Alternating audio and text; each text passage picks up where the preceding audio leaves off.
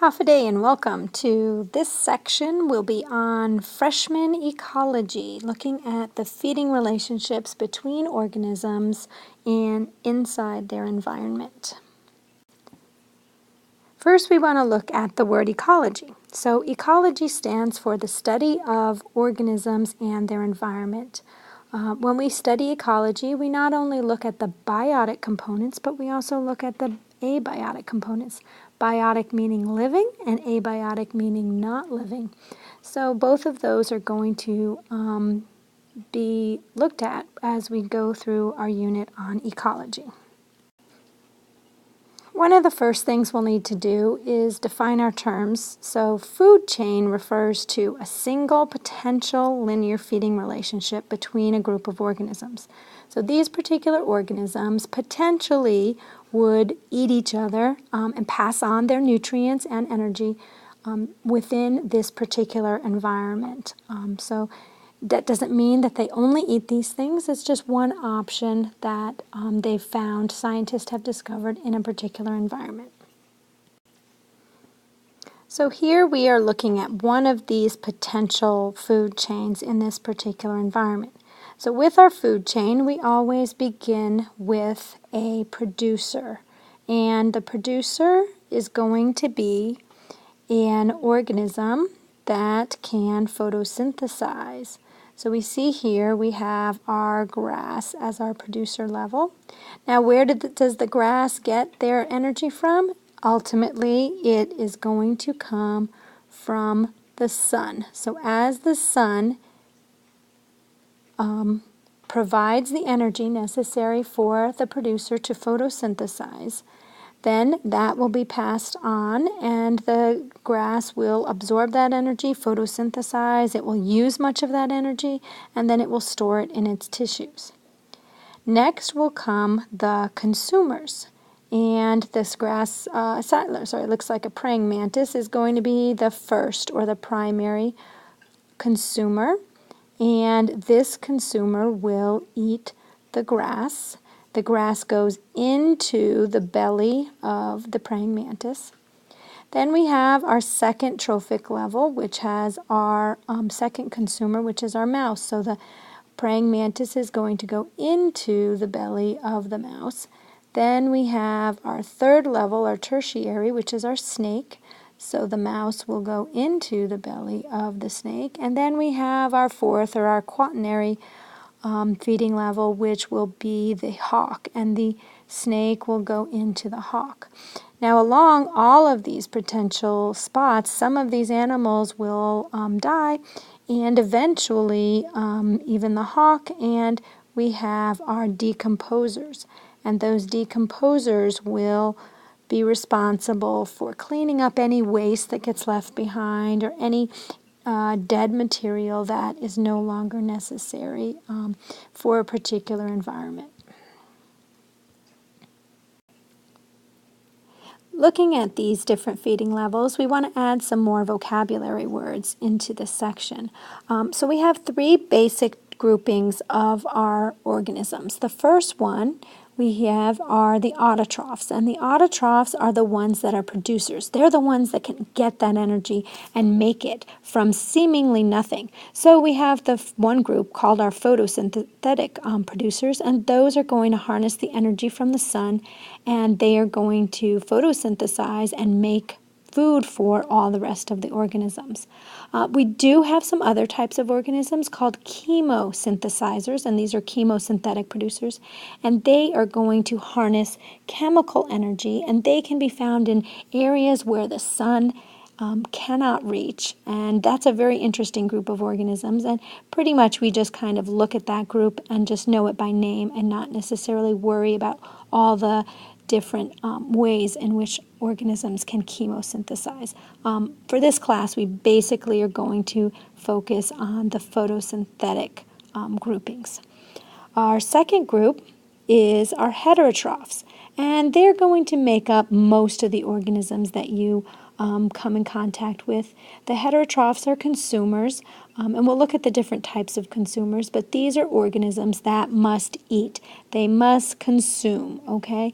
These have a big old mouth, and they chomp down the food. Okay, here we have our producers. Our producers have the sun. Our consumers have their lovely mouth. And then our third group of organisms is our saprotrophs, or our decomposers. And these organisms are unique in that they are organisms such as the mushroom or other types of bacteria. And what they actually do is they are going to emit out enzymes and then absorb the nutrients in order to get them into their bodies. So the autotrophs, producers, they photosynthesize or chemosynthesize. Heterotrophs, consumers, they ingest food. And the saprotrophs, decomposers, they are going to absorb their food into their bodies. First, we're going to look at some of the types of heterotrophs, the different types of consumers. The first one we're going to look at is the herbivore. And the herbivore, as you may be aware, is the plant eater. They are going to eat plant material. They are going to be your primary consumers or your first consumers because they are eating the plants. The second type of consumer and third type of consumer we'll be looking at are the carnivore and the omnivore. The carnivore is the meat eater, and so they are going to eat other animals. So they will be the ones eating the herbivores. And then our omnivore is a combination of both. The omnivore will eat both the plants and it will eat meats. And our last grouping is the detritivore. And the detritivore, oops, I made a mistake there. The detritivore is going to be a very important part of our food system because this is the thing that actually eats dead things. Okay. Now the difference between the decomposers are, remember, our heterotrophs are all ones that the stuff will enter into our mouths. So they're the ones that are going to chomp down the food. So the detritivore will eat dead things that are, sometimes they are called scavengers. They're going to eat carcasses that are around that are kind of not so great.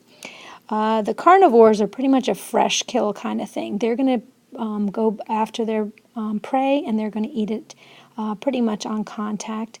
The omnivore will be able to eat both plants and meat, and the herbivore is focused on eating plant food material.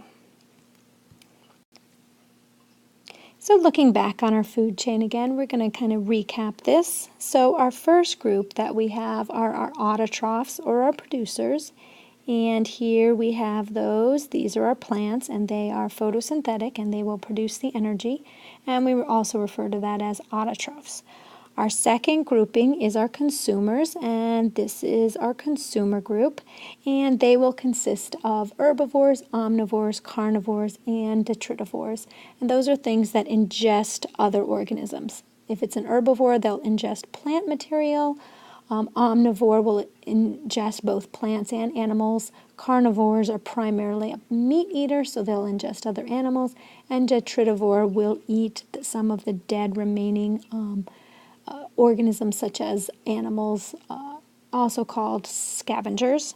And our third group is our decomposers, and those are also referred to as saprotrophs, and those are the ones that are going to emit out some enzymes and things from their cells of their body, and they will absorb the nutrients in. Now we know animals don't only eat just one thing, and they don't just only have one food chain. So we have a food web, and a food web is going to be a visual display of many different feeding relationships within a particular area or particular ecosystem. So here we have an example, of course, beginning with our sun for photosynthetic purposes, and it goes on to our different types of plants, terrestrial plants, aquatic plants, and we can see the various types of predators, consumers, and organisms that are decomposing within this particular environment. So a food chain is going to just look at one of these feeding relationships, whereas a food web will look at many different feeding relationships within a particular area. Okay, so that's the end of this video where I'm looking at ecology, the trophic levels, also referred to as the feeding relationships of these organisms within their environment. And next up, we will begin looking at more about the energy pyramids, the pyramid of biomass, the pyramid of energy. And that will be in my next video. Thank you. Have a great day.